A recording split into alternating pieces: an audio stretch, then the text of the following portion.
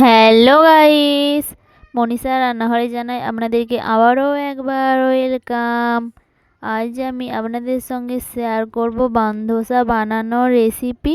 বাড়িতে এক প্যাকেট সুজি থাকলে আপনারা সকালের জলখাবার কিংবা বাচ্চাদেরকে টিফিনে দেওয়ার জন্য এই রেসিপিটা বানিয়ে নিতে পারবেন। তো দেরি কিসের, চলো রেসিপিটা একদম প্রথম থেকে শুরু করা যাক। তার জন্য সবার প্রথমে মিক্সিতে দিয়ে দেব 1 কাপ সুজি, আর ওই কাপেরই মাপ নিয়ে দিয়ে দেব অর্ধেক কাপ টক দই। এরপর এর মধ্যে অ্যাড করব স্বাদ অনুযায়ী লবণ। লবণটা অতি অবশ্যই আপনাদের স্বাদ অনুযায়ী অ্যাড করবেন। আর দিয়ে দেব হাফ চামচ চিনি। তারপর এর মধ্যে আরও অর্ধেক কাপ জল অ্যাড করে দেব। তারপর মিক্সির ঢাকনাটা বন্ধ করে এটার একটা মিহি পেস্ট বানিয়ে নেব। সকালের জলখাবার কিংবা বাচ্চাদেরকে টিফিনে দেওয়ার জন্য কোনো রেসিপি যদি চটজলদি বানাতে যান, তাহলে আমার মনে হয় এটা হবে একদম বেস্ট রেসিপি। কারণ এটা বানাতে একদমই বেশি সময় লাগবে না এবং বাড়িতে থাকা বেশ কয়েকটা উপকরণ দিয়ে সহজেই বানিয়ে দিতে পারবেন। এই ব্যাটারটা দেখুন এখনও অনেকটাই পরিমাণে টাইট রয়েছে, তা এর মধ্যে আরও কিছুটা পরিমাণে জল অ্যাড করব। তার জন্য মিক্সিতে দিয়ে আমি সেই জলটাই দিয়ে দেব। আর এটা কতটা গাঢ় কিংবা পাতলা রয়েছে সেটা আমি চামচের সাহায্যে ঘেঁটে আপনাদেরকে একটু দেখাচ্ছি। আপনারা দেখে অতি অবশ্যই কিন্তু বুঝতে পারবেন। এর মধ্যে কিছু ভেজিটেবলস অ্যাড করব, তার আগে সেগুলোকে হালকা করে কুক করে নেব। তার জন্য আমি তাওয়াটাকে প্রথমে ভালোভাবে গরম করে নিয়েছি। এরপর এর মধ্যে দিয়ে দেব 1 চামচ সরিষার তেল এবং তেল গরম হয়ে যাওয়ার পর দিয়ে দেব হাফ চামচ গোটা জিরে, হাফ চামচ কালো সরিষা এবং হাফ চামচ মৌরি ও হাফ চামচ করে 1 চামচের মতো কুচিয়ে নেওয়া আদা রসুন ও অল্প করে কুচিয়ে নেওয়া পেঁয়াজ, কাঁচা লঙ্কা আর দিয়ে দেব টমেটো। এখন সব কিছু ভালোভাবে লো ফ্লেমে একদম মিক্স করে নেব। আপনারা যদি স্পেশালি এটা বাচ্চাদের জন্য বানিয়ে থাকেন তাহলে কাঁচা লঙ্কাটা কিন্তু স্কিপ করতে পারেন।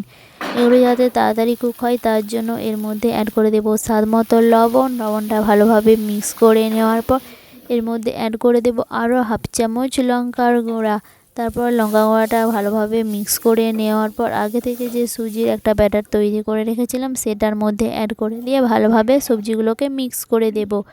এরপর এর মধ্যে দিয়ে দেব বেশ অনেকটা পরিমাণে কুচিয়ে নেওয়া ধনেপাতা আর অল্প করে কাসুরি মেথিকে এইভাবে হাতে করে একটু ঘষে এর মধ্যে অ্যাড করে দিয়ে সমস্ত কিছু ভালোভাবে মিক্স করে দেব সুজির মধ্যে। দেখুন এই ব্যাটারটা এখন কিন্তু অনেকটা পরিমাণে টাইট হয়ে গেছে, কারণ সুজিটা বেশ অনেকক্ষণ ধরে রেস্টে থাকার জন্য এটা কিন্তু অনেকটা পরিমাণেই ফুলে উঠেছে। এটা কুক করার সময় আরও যাতে ফুলে ওঠে তার জন্য এর মধ্যে অ্যাড করব 1 চামচ বেকিং সোডা। আপনারা চাইলে বেকিং সোডার পরিবর্তে কিন্তু ইনো ব্যবহার করতে পারেন। এরপর এই বেকিং সোডাটাকে ভালোভাবে এর সঙ্গে মিক্স করে দেব। ধোসা বানানোর জন্য প্রথমে তাওয়াটাকে ভালোভাবে গরম করে নিয়েছি। তারপর এর মধ্যে দিয়ে দেব সাদা তেল, আর সাদা তেলটাকে প্রথমে চারিধারে লাগিয়ে দেব। তারপর ব্যাটারটা যে তৈরি করেছিলাম সেইখান থেকে 2 ডাবু এর মধ্যে দিয়ে দেব।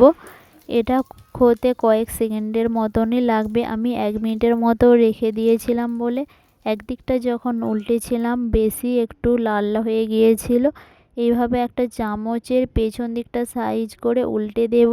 আর এটা উল্টাতে কিন্তু আমার বেশ অনেকটাই অসুবিধা হয়েছিল। আমি 2টো বানিয়েছিলাম আর আমার ক্যামেরাম্যান আমাকে একটা বানিয়ে দিয়েছিল। ও কিন্তু খুবই সুন্দরভাবে পাল্টাতে পেরেছিল বলে ওরটা কিন্তু খুবই সুন্দর কালার আসছিল 2 দিকই। তো দ্বিতীয়টা তৈরি করার জন্য আবার অল্প করে তেল দিয়ে দিয়েছি, তার মধ্যে আরও 2 ডাবুর ব্যাটার দিয়ে দেব। তারপর আবারও চামচের সাহায্যে উল্টে দেব। ফার্স্ট টাইম আমি এটা বানাচ্ছি বলে আমি ঠিকঠাক উল্টাতে পারছিলাম না, কিন্তু আমার ক্যামেরাম্যান কিন্তু প্রথমেই একদম পারফেক্টভাবে উল্টে দিয়েছিল। তো দ্বিতীয়টাকে উল্টে পাল্টে আমি 2 দিকে ভালোভাবে কুক করে নিয়েছি। আর এটা দেখতে কিন্তু খুব একটা খারাপ হয়নি। তো গাইস দেখো এইখানে আমি 2টো বানিয়েছি আর আমার ক্যামেরাম্যান একটা বানিয়ে দিয়েছে। আর এটা কতটা একদম পারফেক্ট নরম হয়েছে আমি এখান থেকে আপনাদেরকে একটা কেটেও দেখাবো। তো চলো গাইস রেসিপিটা আজ এইখানেই শেষ করা যাক। আর রেসিপিটা ভালো লাগলে একটা লাইক কমেন্ট করতে ভুলবে না। দেখা হবে নেক্সট রেসিপি নিয়ে। ততক্ষণে সবাই সুস্থ থাকবেন, ভালো থাকবেন। Tata, bye bye.